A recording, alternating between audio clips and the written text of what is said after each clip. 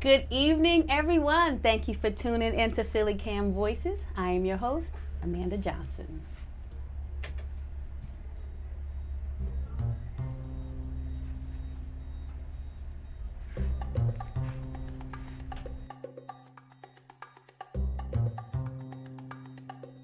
Just roll it up a little.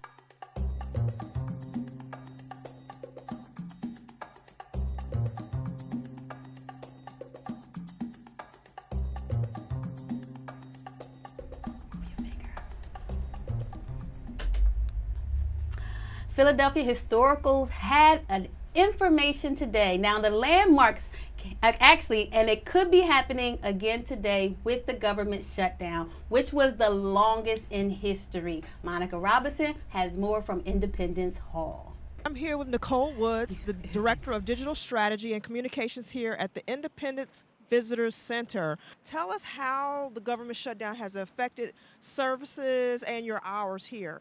We are usually open 363 days a year, closed only on Thanksgiving and Christmas Day. Open 8:30 a.m. to 6 p.m. On May through September, we're open till 7, so we extend our hours between Memorial Day and Labor Day. So for us to cut back our hours of operation and the days that we were open was something that we waited until the last possible minute to enact.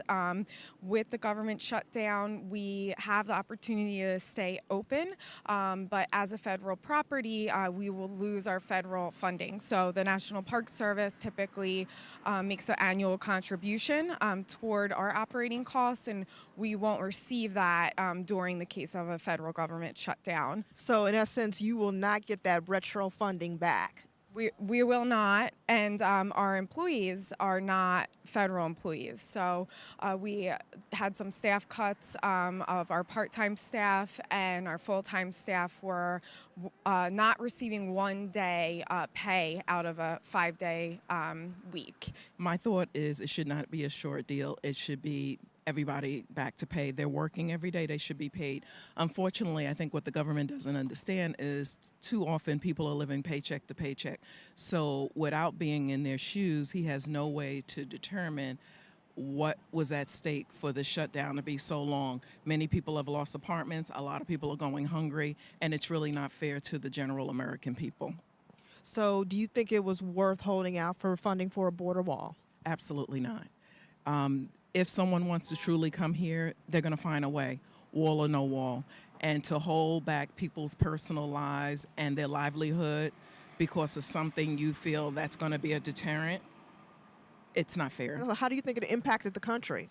Well, it definitely impacted the people that couldn't work. And so you had a lot of those, like, almost 1 million government workers that missed 2 paychecks. Yeah, it seems like it hurt a lot of people unnecessarily. Do you think it's worth holding out to get funding for a border wall?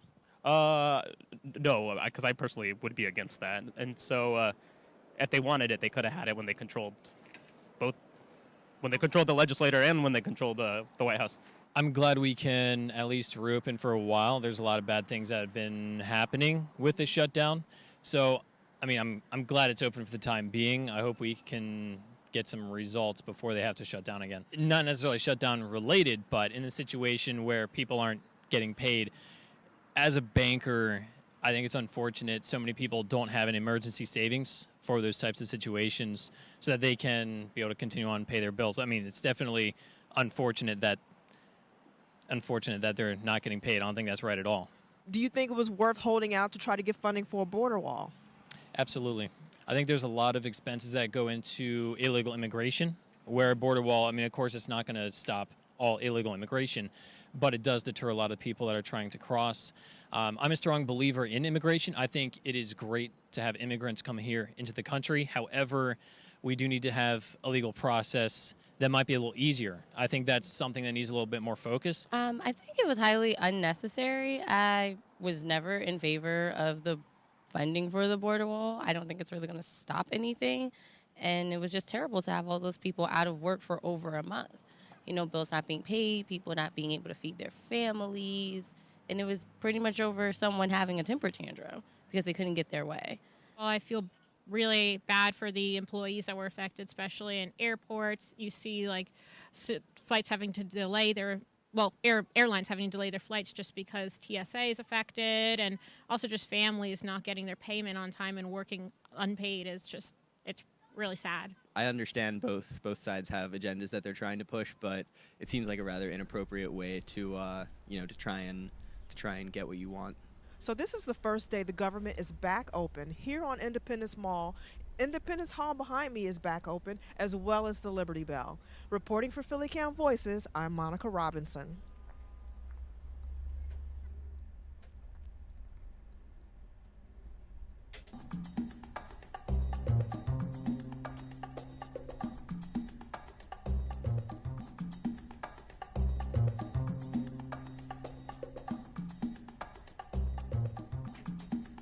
Thousands gathered at Girard College in North Philadephia for the country's largest Dr. Martin Luther King's Day of Service.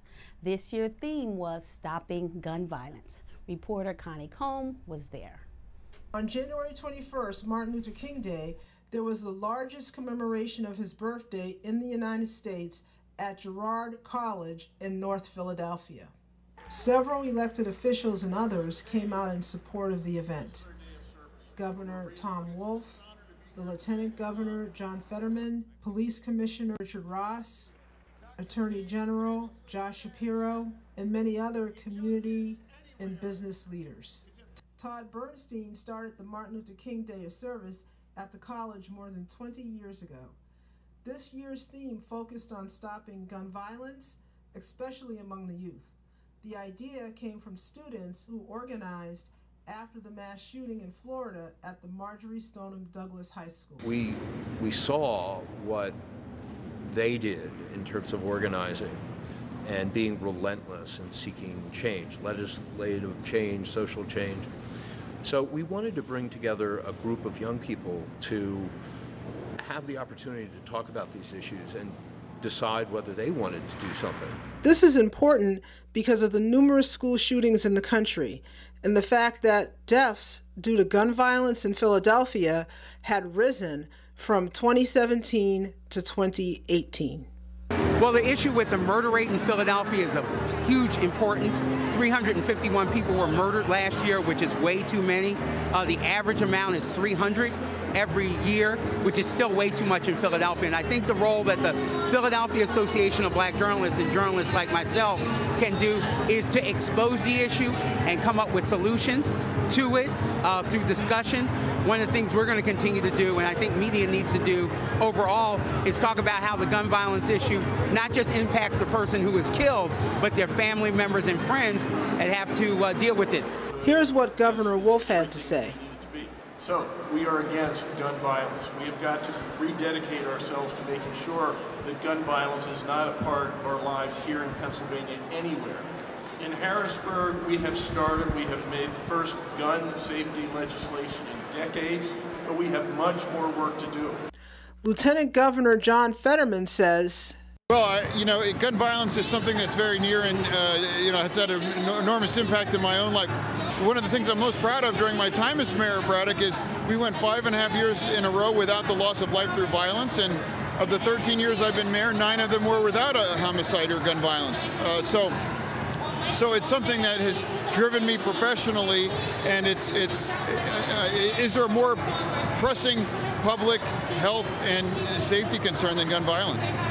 And I think the reason is because we develop better policing strategies. We create more opportunities for young people, and we also understood that policing is not about an occupation. It's about buy-in from the community, and we achieved those reductions in crime and violence without any corresponding increase in complaints or abuse. So it is possible. Community-focused policing, at least in my experience, has been very critical to confronting gun violence.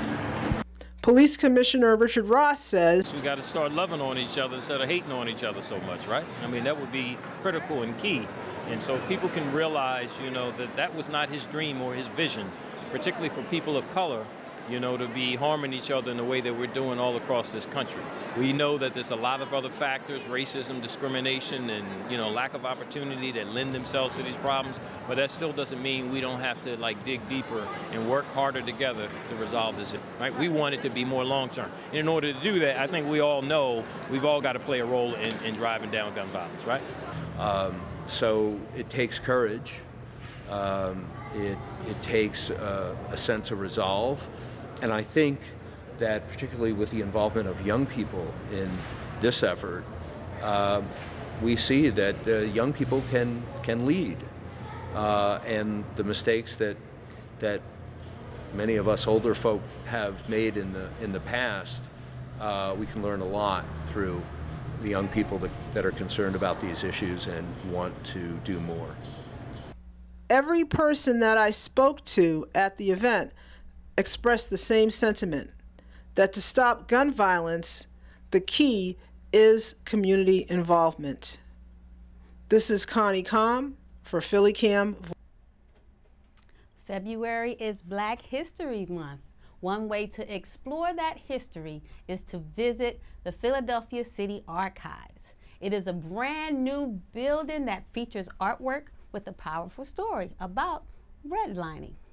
The Philadephia City Archives have a new place to call home at 5th and Spring Garden Street. It's been relocated from its previous location at 31st and Market. It's a new state-of-the-art building costing $10 million. There are 65,000 square feet of space.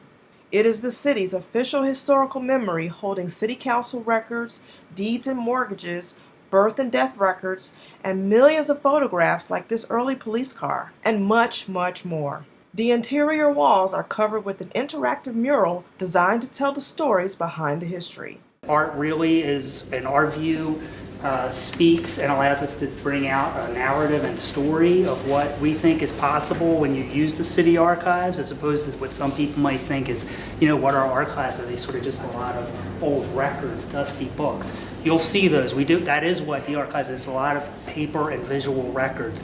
But what's contained in those, you can bring out the stories that are contained in all of those records. Artist Talia Greene of Chestnut Hill created the mural and based it on the city's redlining maps.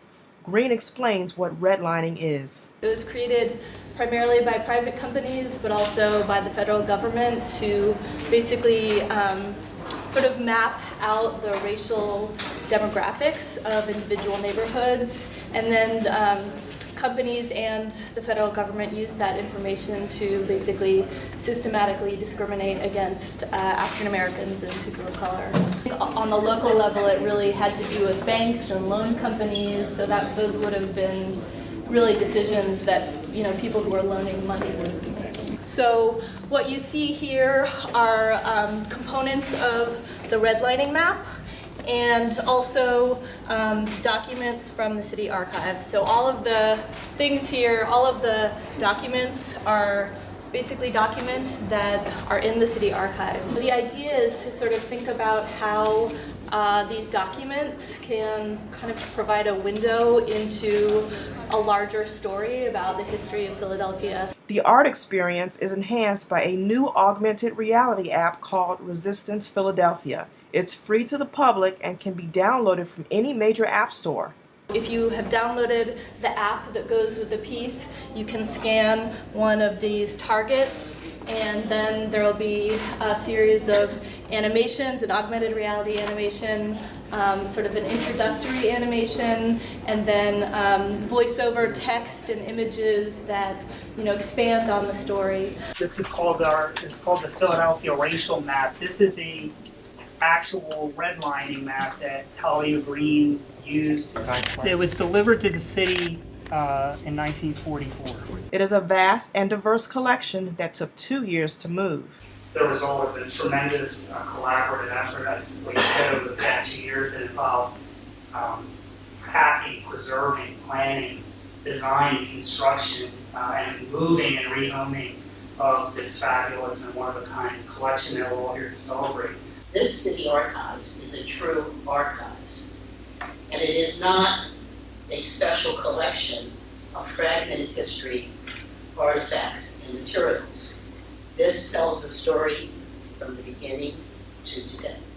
The City Archives documents the areas where Philadelphia government has touched the lives of all of our residents, even our health, education, human rights, transportation, natural resources, economic development, taxes, land use, property, and the list goes on and on. So it's a treasure trove of written and visual knowledge and information for all ages and every single age from young to old. The city archives are open to the public Monday through Friday, 9 a.m. to 4:30 p.m. 3, 2, 1.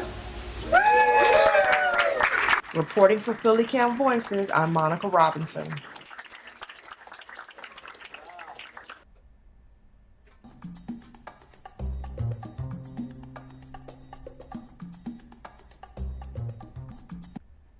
The University of Arts recently celebrated its 50th anniversary and its impact on jazz in Philadelphia.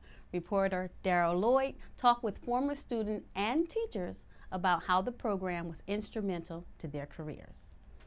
From its humble beginnings in this building, located on 17th and Spruce Streets, the University of the Arts has grown to become one of the foremost music schools in the nation, and can make claim to have educated some of the best and most acclaimed musicians throughout the country. On November 12, 2018, the school celebrated the 50th anniversary of the School of Jazz.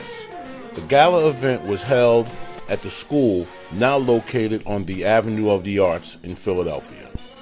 During the gala, various graduates, panel members, and artists graciously agreed to have an interview where they gave a background of their school experiences and the long-term benefits of receiving a musical education.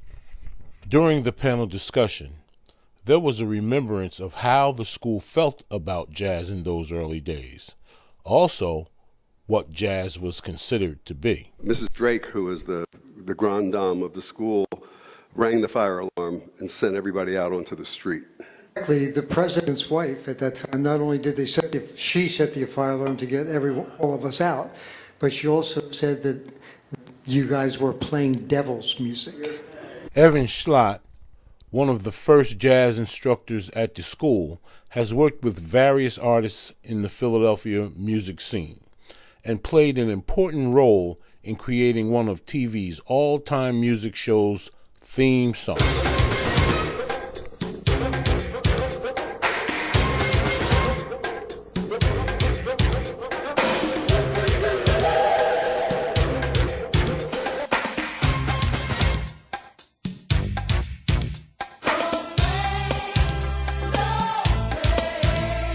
Okay, and I took it home and I worked on it, and it was like a big band, a lot of different parts, and I wrote them all out. And there was one little lyric besides the boop bop bop, and all I could figure that they were saying was "so great, so great, so great, so great." And a couple hours went by. I have to be careful with my language here, right? Okay. And I said, screw it. They didn't give me a lyric sheet. So great it is, and it was on a reel-to-reel tape deck, and I took the tape off the reel-to-reel and put it in a box and closed it, and it said Soul Train theme. Soul Train, Soul. As a graduate of the University of the Arts, Michael Pedicin Jr. has played with some of the greats of jazz, such as Dave Brubeck, Pat Martino, and many others, while having his own group, the Michael Pedicin Quintet. I'd also like to mention the two guys who were there at the same time, Paul Combs, saxophonist, who came in from San Diego to be with us today, and Marty Fumo, right behind him. We were all there at the same time. But it was, even talking about the friendship, it was such a wonderful community even then, before the school moved itself to Broad Street. And also the three guys that you mentioned, Mike Natale, Roger DeLullo, and Vince Trombetta, were three players who did the Mike Douglas show when it was in town here. So they were pretty hot shots to us. We were a little younger. Well, I was a little younger. You guys were much younger. And we all, of course, identified and looked up to them as being the cats, so to speak, in Philly at the time that had the best gig in town. Started as a musical theater major, and then one of my teachers over there was like, you need to go sing, because I was in the middle of the year, and I was like, I don't think I want to act anymore. I'm just over this. I want to sing, because I was a jazz major in high school, and so when my teacher was like, go over there and sing, I said, okay. So I play in a couple of different orchestras, like the Delaware Symphony. I've subbed with the Philadephia Orchestra. I've played with a lot of pop stars like Natalie Cole and on recordings with different people. And now I teach at Rowan University in South Jersey, and I play in a couple of different local orchestras and bands. At the conclusion of the evening's activities, a jam session was held featuring various melodies written and arranged by the University of the Arts family members.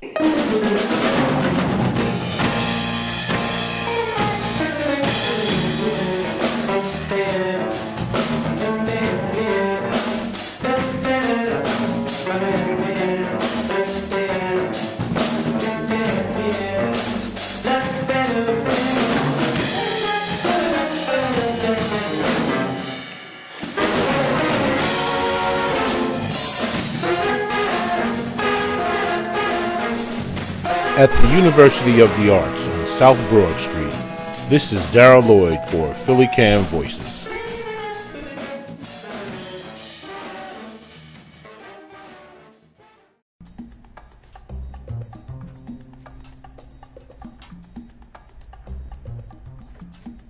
Philadelphia's Department of Human Services has a bold vision for next year. Waleska Maldonado, Deputy Commissioner for Community-Based Prevention Services, is here to talk about it. Welcome. Thank you. Thank you for having me. It is a pleasure. Now, for those who may not know, what is the Department of Human Services about and what do they do? So the Department of Human Services is the Philadelphia County's Child Welfare and Juvenile Justice Agency. Our mission is to ensure children's safety, making sure that there is no child abuse, neglect, or delinquency. So our job, in a nutshell, is to keep Philadelphia's children safe. Now, you said two categories of children, public welfare and juvenile? Justice. Justice. So is that about if they go into the system, so before they're in the system and after they're in the system? Yes. So one of the things that we want to do is we want to make sure that kids are safe, meaning that they are in homes where they are not experiencing any child abuse or neglect. We also have children or youth that get involved in different acts that put them at risk of delinquency. So our job is also to ensure that those kids are safe and are provided with the best possible service. Now, what are the goals for DHS next year? So we have some aggressive goals. Our first goal is to ensure that we're able to reduce the number of children that are in our care. And our second goal is to reduce the number of youth that are living in residential facilities. We want to get that goal to 9% or lower. So we have some ambitious agenda to work with families in Philadelphia County to ensure that we're giving them stabilization, particularly around making sure that they have the resources to ensure that the children are safe from child abuse and neglect.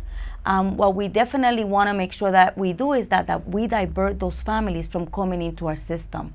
We don't want those families in our system, so we rather give them the resources and necessary services that they need so that they could keep their children within their homes. So would those services include Section 8, food stamps, or is that a part of the services that you guys want? So the idea is that we want to be able to create a system of care whereby we are giving case management that alleviates and also support the families to be able to learn how to navigate social and economic systems so that they are stabilized. When I'm talking about social and economic systems, I'm talking about help around making sure that they do know how to go and obtain child welfare systems, making sure that they have access to food stamps, making sure that they have access to medical care, making sure that they understand how to get benefits that can support them to ensure that their family and their household is stabilized. How as far as the agenda, how are you expecting to reach these goals? So our department gets over 30,000 calls in a year. Our job is to monitor those calls to make sure that there is no sign of child abuse or neglect. If there isn't any sign of child abuse and neglect, what we do is that we have a system of providers that are actually in the community. And those providers, we call them case managers. Those case managers' job is to work with those families by giving them the tools that are necessary for them to be able to navigate different systems, them to be able to have the different resources at home that could ensure the safety of the kids.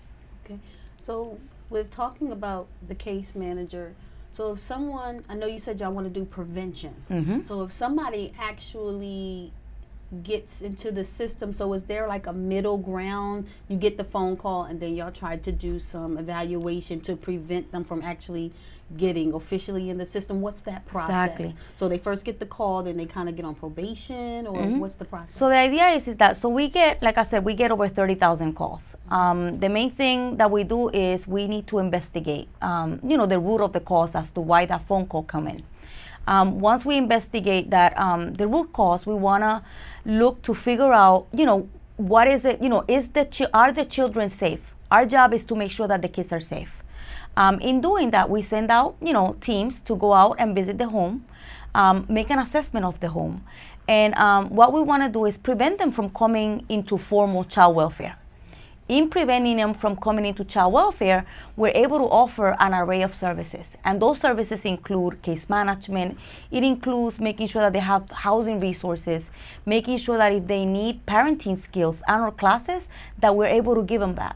Making sure that if they need out of school time services for their kids, that we're able to engage them. But at the end of the day, we want to be able to give them the tools that they need so that we can prevent them from coming into formal child welfare. This is awesome, because I know that the red flag is, okay, maybe the child's not eating, but there are services to make sure that they eat, or maybe the home is not conducive, but there are services to assist with that. Exactly. That is great. Now, as far as once they get into the system, do you separate just the home and those children that may have been adopted or placed already? Are they two separate systems, or is it the same? It depends. So we have some kids that come into our system because there is a sign of abuse. So our job is to figure out, where is it that this child is going to be the safe, he's going to be the most safe. So we are able to work with, immediate family. We're able to also work with, if the immediate family is not available to, to help us support the child, then we have what we call resource parents. In addition to that, then we also have other settings in which, we could also place that child. At the end of the day, our job is to ensure that that child or that kid is safe. So we do everything that is necessary to ensure that the child is safe. In the meantime, we're also working with the family, because we want to make sure that that family, that the household is stabilized. At the end of the day, what we're looking at is we're looking for, to make sure that we're able to place that child back into his or her household as long as as long as the child is safe. So we do that by making sure that the families are given the supports and the education that is needed to stabilize them. And if we deem that the environment and the household is safe, then our job is to make sure that there's timely permanency. What is the contact number for the Family Empowerment Services? So we're excited to say that we are going to be opening 2 centers, one in the north and one in southwest. And those centers are going to help us continue to support families. And the number, that we're looking for anybody to call is 215-683-4000. So 215-683-4000. All right, we only have 1 minute left, so we want to make sure everyone gets the contact information. So if someone sees neglect or witnesses it, what number should they dial for that? So the easy number is 215-683-4000. They could also call the child line, which is 1-800-932-0313. So 1-800-932-0313. And what is the website information? The website is www.phila.gov/DHS. Well, I thank you for your time. That is our show. Thank you for tuning in to PhillyCAM Voices. Make sure that you follow us on YouTube, Facebook, and Instagram, and we'll see you next time.